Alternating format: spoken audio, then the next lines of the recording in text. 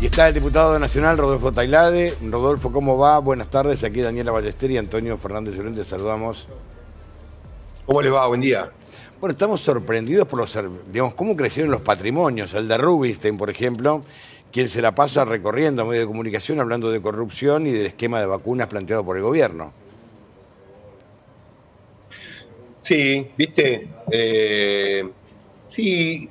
A ver, yo ayer puse el foco en Rubinstein porque me cansó que apareciera en cuanto programa de televisión haya pontificando respecto de la política en materia de vacunas o en general en materia de salud pública, cuando hemos visto lo que ha sido su gestión.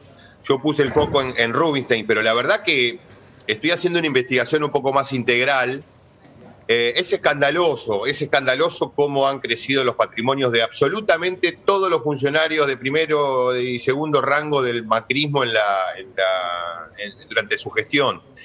Va a haber novedades en pocos días, porque la verdad que lo que estamos viendo es muy, muy impactante. Pero en particular lo de Rubinstein, también es injustificable. Estamos hablando de 2.000 y pico % de incremento de un patrimonio, y según en 4 años. Y en su declaración jurada, la verdad que es muy difícil de justificar ese incremento. Por eso estamos analizando en detalle la declaración jurada, pero la verdad que es muy, muy, muy difícil de justificar lo que está planteando. Además, amén de hablar de transparencia, y por ejemplo tiene plata, mucha plata, gran parte de su dinero lo tiene afuera, en el exterior, y parte de esa plata en el exterior la tiene en paraísos fiscales, en la isla de Man, que es uno de los mejores paraísos fiscales del mundo, según una categoría bastante exótica que hay. Significa uno de los mejores paraísos fiscales del mundo, significa donde la plata de los narcos, los evasores, está absolutamente tranquila. Claro. Ahí tiene la plata este hombre que va y dice que acá falta transparencia, y cuestiona, y pontifica, y opera todo el tiempo, ¿no?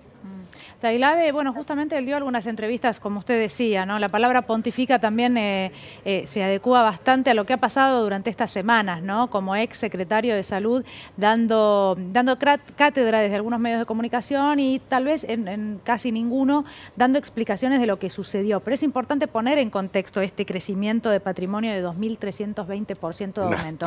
Porque en estas entrevistas, el mismo Rubinstein, algunos pueden tomar con naturalidad que tenga el dinero fuera del país, ¿no? O quién sabe dónde, casi escondido, pero la verdad que todo el gobierno de Mauricio Macri y la mayoría de los funcionarios tenían el dinero y lo han admitido en la misma situación. Pero el mismo Rubinstein admitía que en ese momento la discusión se daba por el no incremento de presupuesto para lo que era la secretaría. Él decía, bueno, defendía que tampoco se había disminuido.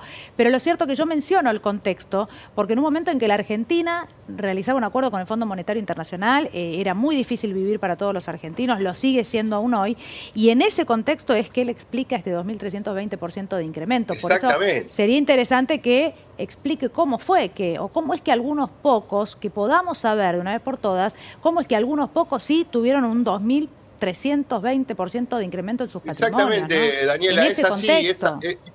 Es tal cual. Un funcionario público del nivel de Rubinstein, que fue primero ministro y luego fue secretario, la verdad que no hay posibilidades de tener, por ejemplo, en el 2018 un ahorro de $300.000, digamos, claro, un ahorro neto de $300.000 en un solo año. Un funcionario público, va a tener que explicar si es con su dinero, si seguía haciendo negocios en el sector privado, si esos negocios en el sector privado no eran incompatibles. Recordemos que tenía, digamos, él estaba vinculado a distintas organizaciones, la Fundación Argentina o el Instituto Argentino del Cáncer, bueno, una serie de organismos privados, sí, previo a su asunción como funcionario público, que hay que ver si no siguió luego una relación o no siguió beneficiando a esos. Con contrataciones, por ejemplo, Rodolfo. Claro, hay que ver toda la evolución, la historia patrimonial. Pero lo cierto es que él arranca en 2016 declarando, y lo tengo acá anotado. Un millón y medio. Sí, o sea, y termina con 31 declarados. Si uno va y raspa un poquitito, va a encontrar que lo declarado es muchísimo menos de lo que realmente vale a términos de mercado. Ahora, a mí me gustaría también señalar, aprovechando este desfile de Rubinstein por la televisión de nuestro país, que yo también pongo en los tweets información de la Auditoría General de la Nación, de un informe, de un trabajo que hizo la auditoría durante 2018, publicado en 2019.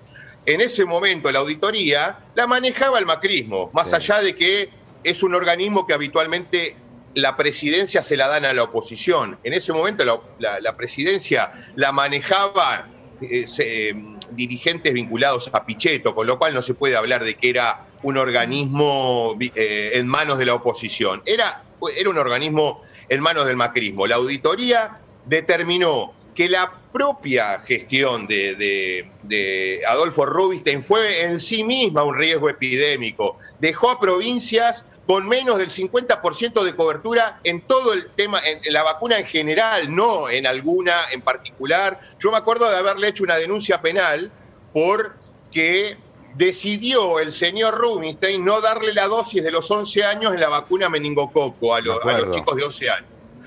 A pesar de que había presupuesto para eso. Como recién decía Daniela, en el medio del despelote con el Fondo Monetario Internacional, 2018-2019, dejó de darle la dosis y se concentró en las primeras dosis nada más, para ahorrar guita. En salud. No le daba la dosis de los 11 años de la meningococo, pero esa no es la única. Y según la auditoría, hay provincias que no llega al 50% de la cobertura, cuando el estándar internacional tiene que ser arriba del 95%. Entonces, más allá de que se enriqueció, no sé si robó guita, si hizo negocios o lo que fuera, el daño principal que hizo Adolfo Rubinstein al país fue lo que dice la auditoría. Dejó a medio país sin vacunas, con un riesgo epidemiológico desde la propia gestión de la Secretaría de Salud. Entonces, que se calle un poquitito la boca, que se calle, que deje de aparecer en la televisión como si fuera Ramón Carrillo. La verdad, me da vergüenza ajena cada vez que aparece este hombre. Por y eso volvió el sarampión, Rodolfo. Para poner las cosas en su lugar. Y acordate que volvió el sarampión también con Rubinstein. Exactamente, entre otras cosas. Además, Tailade, recordamos que también sobre Rubinstein hay una denuncia por haber dejado vencer unas 600.000 dosis de una vacuna, la triple bacteriana, que se adquirieron durante el gobierno de Mauricio Macri y las dejaron vencer en un frigorífico también, ¿no? Esto también es grave. Exactamente, esa causa... supongo que es a partir del hallazgo del Ministerio de Salud de ese lote de vacunas y un sumario y la posterior denuncia penal. Exacto. Dar explicaciones antes de andar. Efectivamente, como dice Vanessa, tiene que rendir alguna explicación, alguna cuenta tiene que rendir. Él y el gobierno que se fue. No, lo que hacen es llamar al 27 a una marcha para cuestionar la vacuna, la infectadura, todo. La verdad, y otra cosa más que tiene que ver, y ya te tiro una primicia, Antonio, Daniela y Vanessa especialmente, que le va a interesar. Hace poco, el fiscal, y es una noticia que informó Vanessa, hace poco el fiscal Ramiro González, fiscal federal, abrió una investigación por la comercialización de dióxido de cloro, sobre una suerte de gurú internacional, un alemán, que es el referente mundial de esta locura, y algunos establecimientos minoristas, maxiquioscos, no sé exactamente bien, que descubrieron en Capital que vendían a través de Internet, vendían dióxido de cloro. Y hay una investigación penal abierta por un fiscal federal de oficio.